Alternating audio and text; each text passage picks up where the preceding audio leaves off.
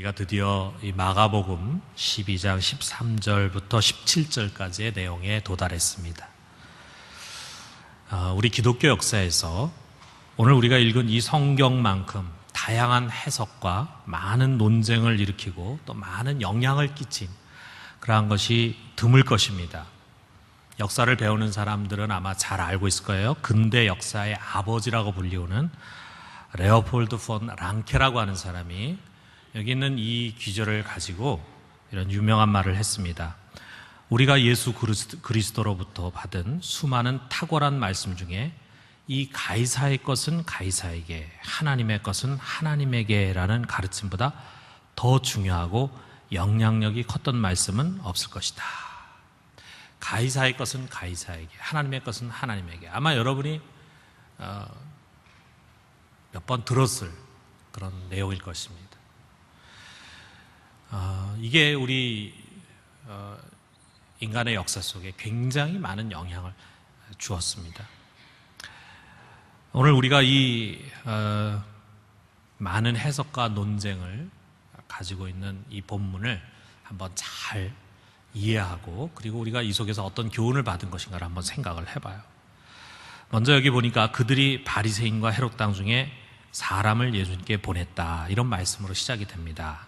여기에 바리새인과 헤롯 당을 예수님께 보낸 그들은 누군가, 이 그들에 대한 정체, 이거는 우리가 한 2주 전인가요?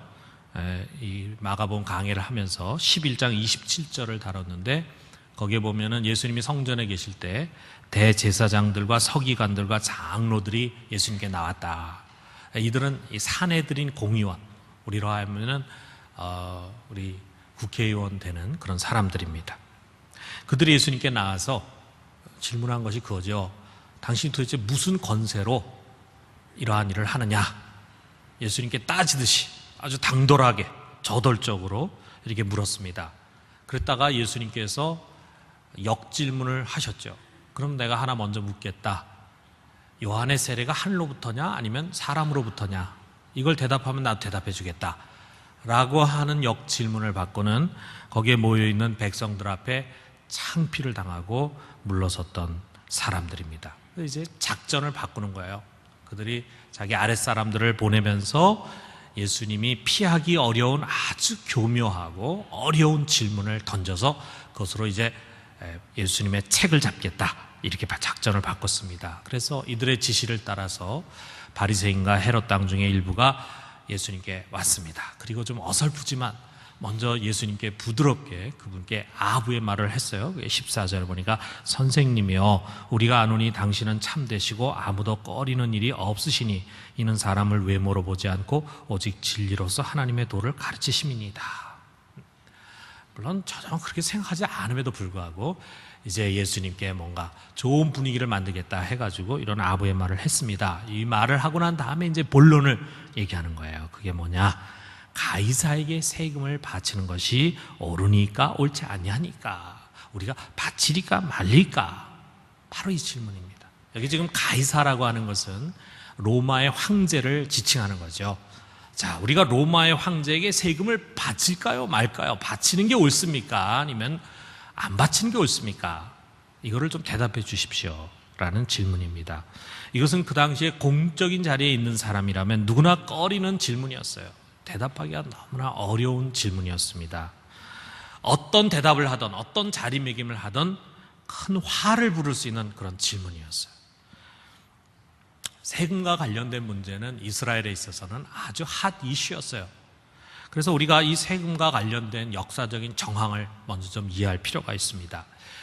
여러분, 우리가 성경에 보면 예수님이 태어났을 때 동방박사 세 사람이 먼 곳에서 와가지고 예루살렘에 들려서 거기서 헤롯 왕을 찾아갔다, 그런 내용이 나옵니다. 그 헤롯 왕, 예수님이 태어날 때 있었던 헤롯 왕은 얼마 뒤에 곧 죽었습니다.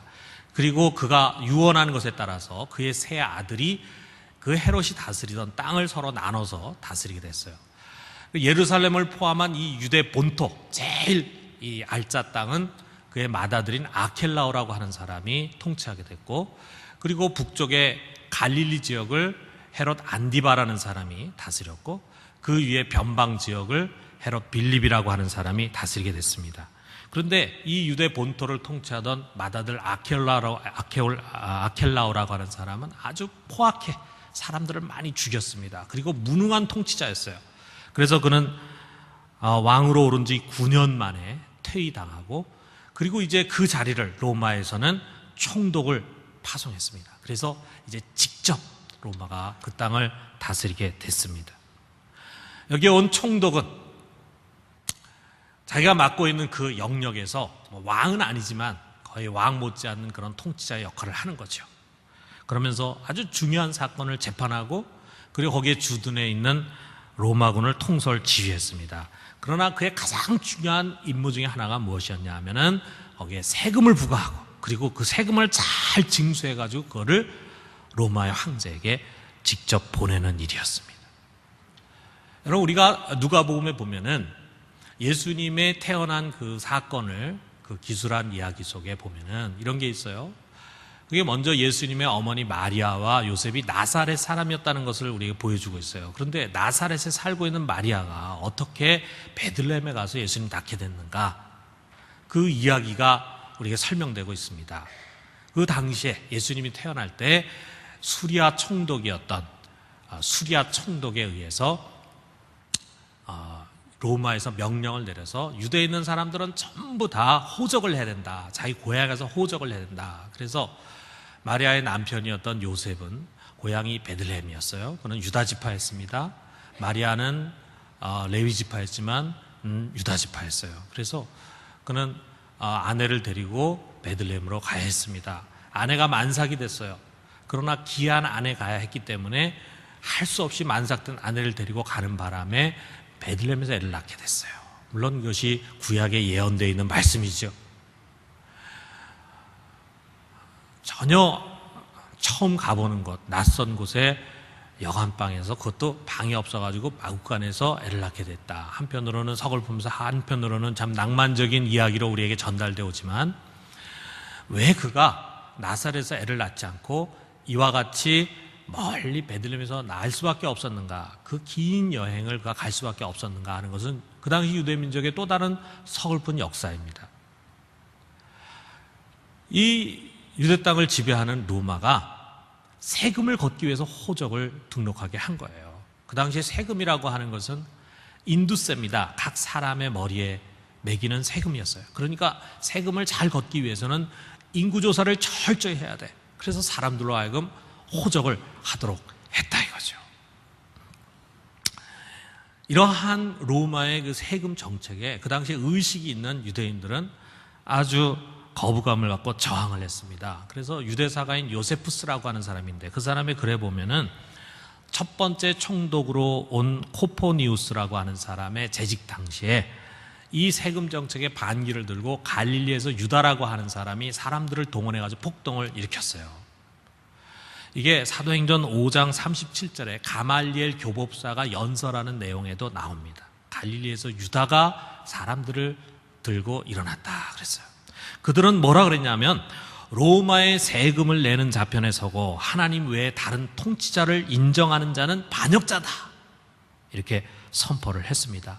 물론 그 폭동은 제압이 됐지만 그의 저항운동은 이 열심당을 통해서 계속 이어졌어요. 젤롯당을 통해서 계속 이어졌습니다. 그리고 유대인들은 세금에 대한 반감으로 그 당시에 세금을 앞장서서 걷는 세리들, 그들이 유대인들이었지만 유대 공동체에서 쫓아냈어요. 그리고 이방인처럼 취급을 했습니다. 자, 이런 상황에서 예수님 뭐라고 대답을 해야 되겠습니까? 만일 세금을 내야 된다 이렇게 이야기를 하면은 이 확실한 민중의 민심에 반하는 거겠죠. 그런데 만약 거기서 그러면 내지 마라 라고 이야기를 한다면 그것은 황제의 반역자가 되는 것입니다. 지금 이거를 딱 걸고 있는 거예요. 민심을 배반하는 대답을 하든지 아니면 황제의 반역자가 되는 대답을 하든지, 어쨌든 간에 어떤 대답이 나오든지 여기에 있는 대제사장이라든지 바리새인들에게는 다 책 잡고 걸 수 있는 것이다. 이들의 위선과 간교한 의도를 아신 예수님은 그들에게 대답을 하는 대신에 데나리온을 하나 가져오라고 했습니다. 그 데나리온이라고 하는 것은 그 당시에 노동자가 하루 종일 일을 하면은 품삯으로 주는 동전 하나예요. 그 동전 하나를 줍니다. 그러니까 이 데나리온의 가치가 적은 게 아니죠. 뭐 지금으로 친다면 한 3만 원, 4만 원 하는 가치를 갖고 있는 동전이었죠. 그 동전은 또 세금을 낼 때 내는 그야말로 세금 동전이었습니다. 그런데 그 동전을 가져라 그랬어요. 그 동전을 내밀었을 때 예수님께서 그 동전을 가리키면서 여기에 있는 이 형상과 이 글이 누구의 것이냐 그랬어요. 거기에 그 동전에 사람 그림이 그려져 있고 거기에 글씨가 있었다 이거예요. 여기에 이 그림과 글이 누구의 것이냐? 그러니까 사람들이 대답했죠. 가이사의 것입니다. 그래서 예수님께서 이렇게 대답합니다. 17절에 보니까 우리 17절에 있는 말씀 같이 한번 읽어봅시다. 이에 예수께서 이르시되 가이사의 것은 가이사에게 하나님의 것은 하나님께 바치라 하시니 그들이 예수께 대하여 매우 놀랍게 여기더라. 자, 여러분 예수님께서 하신 이 대답을 한번 생각해 보세요. 가이사의 것은 가이사에게 하나님의 것은 하나님께 바쳐라. 자, 이게 세금을 내라는 말입니까? 내지 말라는 말입니까? 무슨 말입니까, 여러분? 여러분 어떻게 받아들이십니까? 여러분 답이 금방 명료하게 느껴집니까? 만약에 답이 누구에게나 금방 명료하게 이건 내라는 말씀이구나, 이건 내지 말라는 말씀이구나 이게 느껴지면은 당시 예수님은 어느 편에서든지 공격을 받았을 것입니다. 그러나 그의 대답은 지금 우리들에게도 모호하게 느껴지는 것처럼 그 자리에 앉아있는 사람들에게 다 모호하게 느껴졌어요. 그러므로 사람들마다 다 제각각 해석을 내릴 수밖에 없었습니다. 예수님은 세금을 내라고 지금 말씀하시는 거다. 다른 사람은 아니야, 그 세금 내라고 얘기하는 거 아니야. 이게 서로 옥신각신하게끔 만들었다 이거예요. 다시 말해서 예수님은 이 부분에 대한 해답의 열쇠를 질문한 사람들에게 다시 넘겨준 것입니다. 참 기가 막힌 대답이죠. 이 사람의 지혜에서 나올 수가 없는 거죠. 그에게서 지금 당면에 있는 이 문제에 대한 진정한 해답을 듣고 싶어 했던 사람들이나 거기서 무슨 특별한 대답을 듣고 그대로 실행하려고 생각하는 것이 아니라 예수님을 책잡기 위해서 귀를 기울였던 사람이나 모두가 다 입을 벌리지 않을 수가 없었어요. 다 그 대답에 놀랐습니다. 이 말씀을 놓고 후대 사람들 역시 자신들의 성향에 따라 다르게 해석을 했습니다. 열심당을 비판적으로 보는 좀 보수적인 사람들은 예수님은 이 말씀을 통해서 혁명을 반대하는 것을 공언한 것이다 이렇게 해석을 했고, 열심당을 긍정적으로 보는 진보적인 사람들은 예수님의 이 말씀은 황제의 머리에 쓰여진 왕관을 후려치는 몽둥이 같은 것이었다 이렇게 해석을 했습니다. 자, 그렇다면 우리는 이것을 어떻게 이해해야 될까? 우리가 이 안에 담겨져 있는 또 그동안 2000년의 역사 속에서 다양하게 있었던 모든 신학적인 논쟁을 다 알려고 할 필요가 없습니다. 다만 이 속에 우리가 대부분의 그 후대의 그리스도인들이 또 신학자들이 옳다고 생각하는 것을 중심으로 해가지고 예수님께서 무엇을 말씀하려고 했는가 하는 것을 한번 생각해 볼 필요가 있습니다. 첫 번째로는 여기서 예수님께서 우리에게 주시는 메시지는 우리는 국가에 대한 의무를 다해야 된다라고 하는 것입니다. 얼마 전에도 이와 관련된 설교를 했습니다. 아마 반복되는 것도 있을지 모르겠어요. 그런데 반복해서 듣는 것도 필요합니다. 여기 지금 이 세금에 관한 질문은 곧 국가에 대한 신앙인들의 태도가 어떤 것이 되어야 되는가라고 하는 것에 대한 질문입니다. 예수님 당시에 이 세금을 내는 것에 반대 운동을 적극적으로 하고 심지어는 이것을 위해서 폭력까지 사용했던 이 열심당원들, 젤롯당원들은 세금을 내고 로마 황제의 통치를 인정하는 것은 하나님에 대한 배도다, 하나님을 배교하는 거다 이렇게 주장을 했어요. 신앙을 잃어버리는 것과 같은 거다 이런 얘기를 했다 이거예요. 그러면서 하는 말은 우리는 오직 하나님의 통치만을 받겠다 이렇게 주장했습니다. 하나님의 통치만을 받겠다. 우리는 하나님의 통치만을 받겠다. 자, 어떻습니까, 여러분? 이런 얘기 좀 익숙하지 않습니까? 우리도 자주 쓰는 것 중에 하나잖아요. 우리는 오직 주님의 통치만을 받겠습니다. 이런 얘기를 하잖아요. 그 당시에 이 열심당원들이 우리는 하나님의 통치만을 받겠습니다. 우리는 하나님 이외에 다른 통치를 받지 않겠습니다. 라고 이야기했다 이거죠. 그러면서 로마 황제의 통치를 거부하니까 자연히 거기에 이제 싸움이 있을 수밖에 없는 거죠. 우리 2000년 기독교 역사에도 보면은 이와 같은 생각을 가진 부류들이 종종 있었습니다. 그들은 자신들이 하나님 나라에 속해 있는 하나님의 백성들이다. 그러면서 이 불의한 세상 나라에 통치받는 것을 거부했어요. 왜 그렇겠어요? 우리가 생각해 보면은 참 이 국가라고 하는 것이 종종 하나님을 전혀 모르는 사람에 의해서 통치되기도 합니다. 성경과 하나님 말씀을 전혀 모르고 그것을 무시하는 사람들에 의해서, 심지어는 그래서 기독교인들을 박해하는 통치가 있기도 했고, 우리 그리스도인들의 신앙 양심에 거스리는 그러한 명령을 우리가 받기도 하고, 때로는 우리를 힘들게 하는 그런 통치가 있기도 했다 이거죠. 그런 가운데서 하나님의 말씀을 지키려고 하는 성도들은 때로 이와 같은 세속적이고 그리고 불의한 국가를 거부하는 거예요. 그들의 통치받는 것을 거부하는 거예요. 그리고 이제 특별히 이러한 것에, 이러한 생각에 깊이 빠져 있는 사람들 중에 보면은 종말론자들이 많이 있었는데, 이제 임박한 종말을 맞이해서 성경 말씀에 입각한 하나님의 나라를 이 땅에 세워야 된다. 그래서 실제로 그런 나라를 세우기도 했습니다. 오래 가진 않았지만 그런 나라들이 세워가지고, 그럼 거기에 법은 뭐냐면 성경이에요. 성경의 가르침 그대로가 그들 나라의 법이고 헌법이었어요. 어떤 성격의 나라인지 여러분 아마 상상이 가실 거예요. 이런 급진적인 혁명은 결국 마지막에 가서는 비참한 종말로 끝나게 됐습니다. 물론 이러한 생각을 갖고 있음에도 불구하고 전혀 무력을 사용하지 않고 그냥 자기들끼리 어떤 마을에 공동체를 세운 아밋이라든지 메노나이트라든지 이런 그룹들도 있죠. 어떻게 보면은 오늘날 우리 기독교인들 중에는 그런 사람이 많지 않지만, 우리 이슬람교를 보면은 아마 이해가 될 겁니다. 이슬람교는 여전히 신정 정치를 추구하는 그런 근본주의적인 국가들이 많이 있잖아요. 그런 나라들 보면은 뭐 이란이라든지 사우디아라비아라든지 수단이라든지 그런 나라들 보면은 샤리아라고 하는 것을 그들의 법으로 가지려고 합니다. 이 샤리아라고 하는 것은 코란이나 마호메트의 가르침을 근거로 해가지고 만든 이슬람 헌법이에요. 그 이슬람 헌법을 국가의 헌법으로 가지려고 그러는 거예요.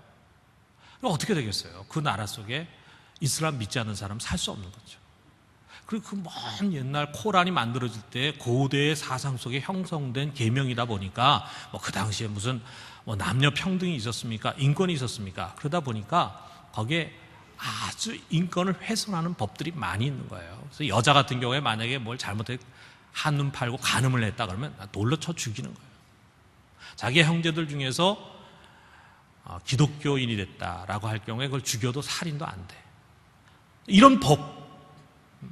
그러니까 우리는 알라의 통치를 받겠다 이거죠. 알라의 통치를 받겠다.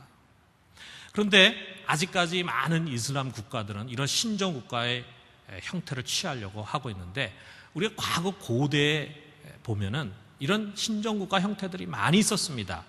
유대 땅도 마찬가지죠. 신정 국가 형태를 취하려고 하는 거죠. 또 어떻게 보면은 우리가 중세 사회 때도 그와 같이 기독교 국가, 다 100% 기독교를 믿는 그런 신정 국가의 형태였죠. 그런 가운데서는 우리가 다른 종교를 갖고 있는 사람들, 세속화된 사람들이 통치하는 이 국가의 통치에 대한 거부감을 갖는 거예요. 여기에 이 헬롯 당원들이, 젤롯 당원들이, 열심 당원들이 바로 그런 생각을 갖고 있는 겁니다. 우리가 국가의 통치를 받지 않겠다가 아니라 이방인들의 통치를 받지 않겠다. 우리는 하나님을 모르는 이방족 속에 어떻게 우리를 다스릴 수 있냐. 우리는 그 통치를 거부하겠다. 우리는 하나님의 통치만을 받겠다라고 이야기하는 것입니다.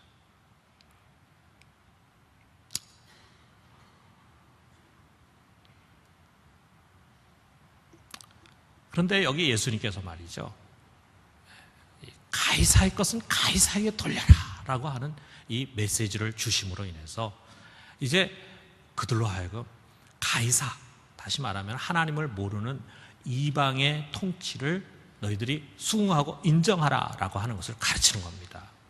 이제는 너희들이 세속 국가의 통치를 받아야 된다 라고 하는 것을 선언하시는 거예요. 여러분, 우리가 이런 극한 경우는 아닐지라도 우리의 시민권이 하늘나라에 있다라고 하는 믿음을 우리가 다 갖고 있습니다. 그 하늘나라의 시민이다라고 하는 분명한 믿음 속에서 우리 성도들이 우리도 모르는 사이에 이 세상 국가에 대한 강한 이질감 내지는 거부감을 우리 속에 가질 수가 있어요. 어떤 의미에서 보면 굉장히 이 종말론에 굉장히 심취해 있거나, 아니면 아주 영육 이월론이라든지 또는 뭐랄까요, 아주 신앙에 굉장한 열정을 가진 사람들 속에 이런 것이 더 강할 수 있습니다. 이 보이는 나라는 내 나라가 아니라 이거죠. 나는 본질적으로 흑암의 권세에서 하나님의 아들의 나라로 옮겨왔어. 세상 나라에서 하나님의 나라로 옮겨왔어. 그러니까 더 이상 나는 세상 나라에 속한 자가 아니라 하나님 나라에 속한 자야. 그 세상 나라라고 하는 개념을 국가라고 하는 개념과 동일시해. 그러다 보니까 나는 이제 이 세상에서 국가적인 시민으로서의 소속을 잃어버렸고, 마치 우리나라 시민권을 갖고 있다가 미국에 이민을 가가지고 거기서 영주권 따고 그 다음에 시민권을 따면서 우리나라 시민권을 포기해서 더 이상 우리나라 국민이 아니라 미국 국민인 것처럼 나는 이 땅에 살고 있지만 그러나 이 세상의 시민이 아니라 하나님 나라의 시민이다. 그러면은 내가 이 세상에 살고 있지만 이 세상 나라는 내 나라가 아니다 보니까 그런 것들이 우리 속에 깔려 있다 보니까, 그렇다고 해서 우리가 옛날에 이런 극단적인 사람들처럼 뭐 국가 정부에 저항을 하거나 반기를 듣거나 혁명을 이루거나 그러지는 않지만 뭔가 우리 속에 국가에 대해서 굉장히 소극적인 그런 생각을 갖게 됩니다. 국가 일에 무관심해. 소극적이 돼. 국가에 대한 의무를 소홀히 해. 우리에게 주어진 의무가 있는데 거기에 대해서 정 마음이 내켜하지 않아. 적극적으로 하려고 하기보다는 그냥 법의 형벌을 피할 정도의 수준으로만 하려고 하는 그런 생각을 갖기가 쉽습니다. 세상이 어떻게 돌아가는가 하는 것에 있어서 관심이 없어요. 교회 일에는 쫑긋하고 관심을 기울이고 선교가 어떻게 되느냐 하는 것은 관심을 기울이지만 이 나라에 일어나는 일들에 대해서는 관심을 갖지 않는다 이거예요. 또는 성경을 앞세워서 국가의 법을 경시하는 태도를 합리하기도 하는 것입니다. 여러분, 우리의 삶의 기준은 분명히 성경이에요. 그리고 우리는 성경의 가르침을 따르는 자입니다. 그렇다면 그 성경이 우리에게 어떻게 하라고 가르치는가 분명히 알아야 돼요. 여기 예수님 분명히 말씀하셨습니다. 가이사의 것을 가이사에게 바쳐라. 가이사를 인정하라라고 하는 것입니다. 여러분이나 저나 우리는 이미 구원받았어요. 그러나 아직 우리 육신은 구속되지 못한 상황 속에 우리가 살아가고 있습니다. 이 이미와 아직이라고 하는 아주 중요한 개념이 우리가 지금 살고 있는 삶을 잘 표현해주고 있는 거예요. 이미 우리는 구원을 받았지만 그러나 아직 우리의 몸이 구속되지 않았어요. 이미 하나님 나라는 임했지만 그러나 아직 하나님 나라는 완성되지 않았어요. 그런 가운데 우리가 살고 있습니다. 그렇기 때문에 이 세상 속에서 우리는 하나님 나라의 시민권을 가진 시민이면서 동시에 이 세상 국가의 시민입니다. 우린 두 가지 시민을 가지고 살아가고 있는 거예요. 한 가지 시민만 가지고 살아가는 것이 아닙니다. 두 가지 시민입니다. 하나는 하나님 나라의 시민이고 동시에 세상 국가의 시민입니다. 이 세상의 국가의 권세 역시 하나님으로부터 온 것이에요. 그렇기 때문에 베드로는 그 당시에 로마라고 하는 정부, 로마라고 하는 나라의 박해를 받고 거기서 억울한 일을 끊임없이 당하고 있는 성도들에게 너희는 이 불의한 정권에 저항해라 이렇게 가르친 것이 아닙니다. 베드로전서 2장 13절에서 14절에 이렇게 가르치고 있어요. 인간의 모든 제도를 주를 위하여 순종하되 혹은 위에 있는 왕이나 혹은 그가 악행하는 자를 징벌하고 선행하는 자를 포상하게 하여 보낸 총독에게 하라. 인간의 제도를 주를 위해서 순종해라. 존중해라. 잘 따라라. 그리고 바울 또한 국가에 대한 그리스도인들의 의무를 충실하게 이행할 것을 가르치고 있습니다. 로마서 13장 7절에 있는 말씀을 같이 한번 읽어봅시다. 모든 자에게 줄 것을 주되 조세를 받을 자에게 조세를 바치고 관세를 받을 자에게 관세를 바치고 두려워할 자를 두려워하고 존경할 자를 존경하라. 지금 여기서 바울이나 베드로가 이야기하고 있는 그들을 통치하고 있는 왕은 하나님을 알고 예수님을 믿고 하나님을 두려워하는 그런 왕이 아니에요. 하나님을 전혀 모르는 자들이고 심지어는 하나님을 믿는 자를 핍박하는 자들이고, 그런데 그러한 자들을 공경함과 아울러서 그러한 자들에 의해서 요구되는 국가적인 의무를 충실하게 이행하라. 유대 사회에서는 상상할 수 없는 일들이었습니다. 그러나 주님께서 이제 가이사를 인정해라. 가이사의 것은 가이사에게 돌려라 말씀하시는 거예요. 여러분, 우리가 때로 이런 생각을 가질 때가 있어요. 그리스도인들이 더 많이 전도해가지고 그리스도인이 많아져가지고 그리스도인들이 우리 한국에 100%가 다 예수 믿는 사람, 100%가 다 예수 믿는 사람 되면은 어떻게 될까? 그러면 어쩌면은 헌법도 말이죠, 성경으로 헌법을 만들려고 하는 사람이 생길지 모릅니다. 그러면 어떻게 되느냐? 옛날 중세시대 우리는 이미 실패했어요. 되지 않습니다. 이 세상의 나라는 기독교 국가가 될 수 없어요. 이 세상의 나라는 세속 국가입니다. 하나님을 아는 사람이 다스리고 모르는 사람이 다스리는 건 상관없어요. 이 세상의 법과 원리는 성경 말씀을 가지고 다스리고 통치하는 것이 아니에요. 우리는 그러한 이방인들, 세속의 국가가 다스리고 있는 그 국가에 속해 있는 시민들입니다. 충실해야 돼요. 그래서 우리가 어떻게 보면은 우리 기독교적인 그런 영향력을 가지고 정치로 영향을 미치고 집권을 하고 권력을 가지려고 하는 것이 하나님의 말씀 가르침에 맞지 않습니다. 자, 두 번째로 주님께서 주시는 이 말씀이 우리에게 가르치는 것이 뭐냐면 국가는 숭배 대상이 아니다라는 거예요. 자, 세금 문제 질문을 받으면서 예수님께서 가이사의 것은 가이사에게 바쳐라 이렇게 얘기하면 그만인데 그 뒤에 또 하나님의 것은 하나님께 바치라 이렇게 덧붙이는 이유가 무엇인가? 물론 여기서 국가의 세금 바치고 그리고 하나님의 것은 11조는 하나님의 것이니까 그 11조 하나님께 바쳐라 이렇게 우리가 볼 수도 있겠죠. 물론 그 해석이 전혀 틀린 건 아니겠죠. 그러나 여기는 보다 더 깊은 뜻을 갖고 있습니다. 2세기에 변증가했던 저스틴이라고 하는 사람이 이 말씀을 어떻게 이해했냐면 우리 그리스도인들은 황제와 국가에게는 세금을 바치고 충성해야 한다. 그러나 예배는 오직 하나님께만 드려야 된다. 이렇게 해석을 했습니다. 여기에 예수님께서 가르치신 데나리온을 한번 생각해 봐요. 여러분 그 데나리온 예수님께서 질문하셨어요. 여기에 있는 이 형상과 그리고 이 글이 누구의 것이냐 그랬죠. 그 데나리온 속에 형상이 있었고 글이 있었습니다. 그 형상은 무슨 형상이냐면 가이사의 흉상이었어요. 이게 가슴까지 오는 그림이었어요. 그런데 그 가이사의 흉상에 이 머리에는 신을 상징하는 면류관이 쓰여져 있었습니다. 그리고 거기에 무슨 글이 쓰여져 있었냐면 이런 글이 쓰여져 있었는데 신 아우구투스의 아들 티베리어스 가이사르 아우구스투스 이렇게 쓰여져 있었다 이거예요.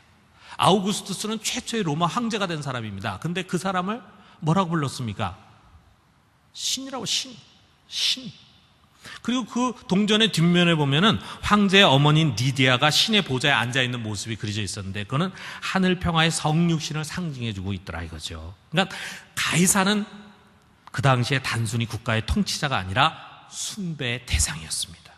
여러분 인간 역사를 보면은요, 과거에는 고대 사회 속에는 보면은 이 왕을 신과 동일시 내지는 신성시하려고 하는 시도가 어느 나라에나 있었습니다. 왕의 시조는 신의 아들이거나 아니면은 신의 정기를 받고 태어난 사람으로 간주했어요. 우리나라 단군 신하도 보면은 환웅이라고 하는 신의 아들이잖아요, 단군이. 그렇다, 대부분의 나라들이 그렇다 이거죠. 이 초대교회 당시에 바로 이와 같이 황제는 신이다, 신의 아들이다 이런 생각을 갖고 있었어요. 그래서 제국 내의 모든 사람들로 하여금 로마의 황제를 신으로 숭배하고 예배를 드리게 했습니다. 자, 여러분 생각해 보세요. 우리 그리스도인들이 바치라고 하는 곡물도 다 바치고 세금 다 바쳐 하라고 하는 거 다 하지만 이거 할 수 있겠어요? 이건 아니잖아요. 어떻게 살아있는 인간을 신으로 고백하고 그 앞에 머리를 숙일 수 있냐 이거죠. 근데 그리스도인들은 이걸 거부하는 겁니다. 이걸 거부하니까 로마 황제의 미움을 사는 거예요. 그래서 로마 시대에 그리스도인들이 많이 순교했는데 그 순교의 가장 큰 이유 중에 하나는 바로 이 로마 황제 숭배를 거절했기 때문이에요. 많은 사람들이 순교의 제물로 바치셨습니다. 근데 여러분 이게 말이죠, 먼 아득한 옛날 고대 사회만의 일이 아닙니다. 최근까지도 일본이라고 하는 나라는 왕을 천황이라고 부르면서 그를 현인신이다, 다시 말하면 인간의 모습을 한 신이다. 그래서 아라비토 카미 이렇게 불렀습니다. 아라비토 카미라고 하는 말은 현인신이에요. 인간의 모습을 한 신이다 이렇게 정말 믿었어요. 그래서 천황 숭배를 강요합니다. 그러면서 신사 참배를 거절했던 많은 사람들을 감옥에 가두거나 죽였습니다. 우리 주기철 목사님을 비롯해서 많은 성도들이 이와 같은 고난을 당했어요. 그런데 2차 세계대전을 패전했어요. 그랬을 때 패전하고 난 다음에 바로 히로히토, 옛날 천황이라고 불리던 히로히토가 말이죠, 방송에다 뭘 하냐면 나는 신이 아니고 사람이다 비로소 고백을 했습니다. 자기가 신이 아니고 사람이라는 거 진작에 고백을 했어야죠. 그런데 전쟁이 지니까 이제 비로소 고백을 합니다. 그랬더니 여러분 일본 사람이 어떻게 반응한 줄 알아요? 그 이야기를 들으면서 온 일본 사람이 눈물 바다를 이루면서 충격에 휩싸였다. 야, 저는 상상이 됩니까? 아니, 우리보다 훨씬 더 일찍 개화해가지고 그야말로 세계 1등 시민이라고 생각하고 그래서 세계 최강대국을 향해서 전쟁까지 일으켰던 그 개화된 사람들이 불과 60년, 70년 전의 사람들입니다. 그런데 그 사람을 신으로 생각해, 신으로. 참 신기하지 않습니까?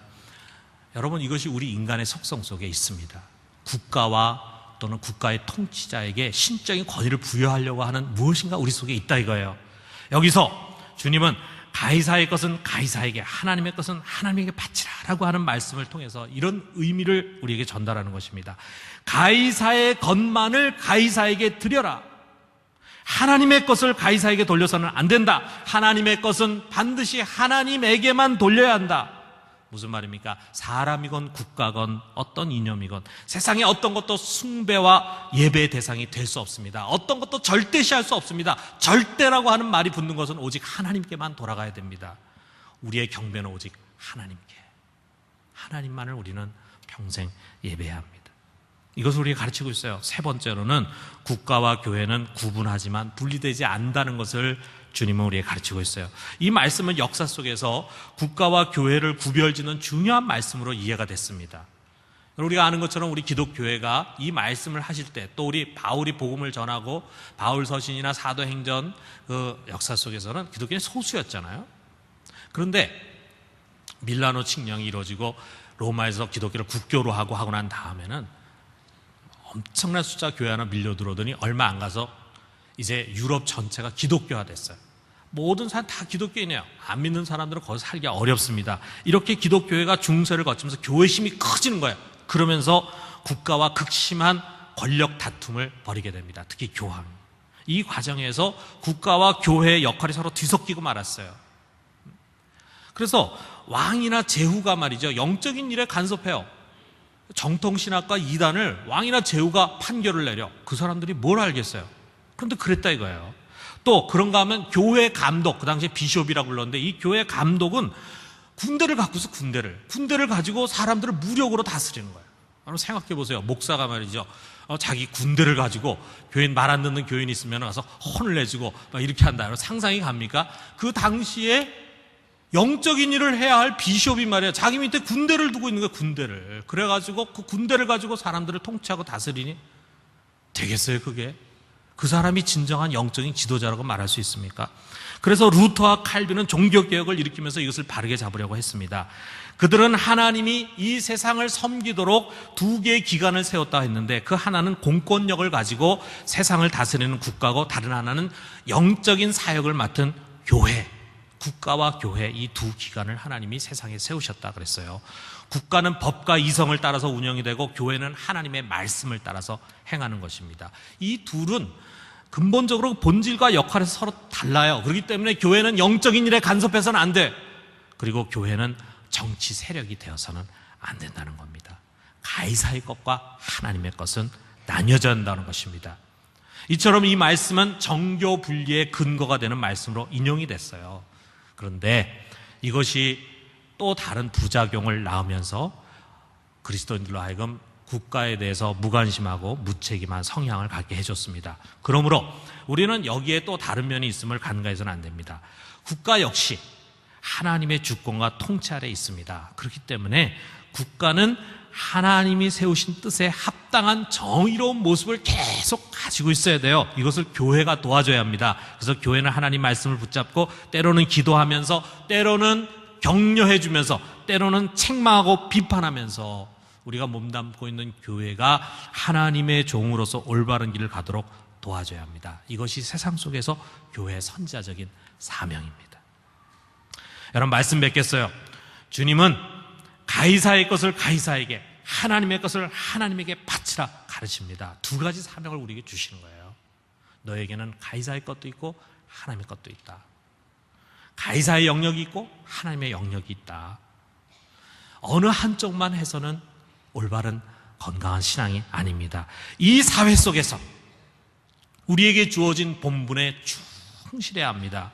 동시에 하나님 나라의 제사장이요 선지자여 청지기로서의 직분을 잘 감당해서 가이사의 것은 가이사에게, 하나님의 것은 하나님께 바치는 그런 신실한 그리스도인으로 세워질 수 있기를 주님의 이름으로 축원합니다.